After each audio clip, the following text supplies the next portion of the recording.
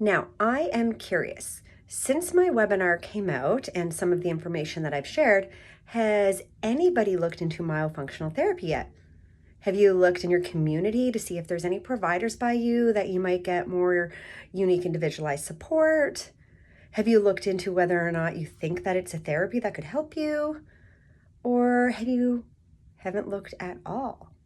I'm curious to know, where do you stand with finding out the root cause of your snoring and seeing if this is the one thing that is missing from your life and your journey and your success?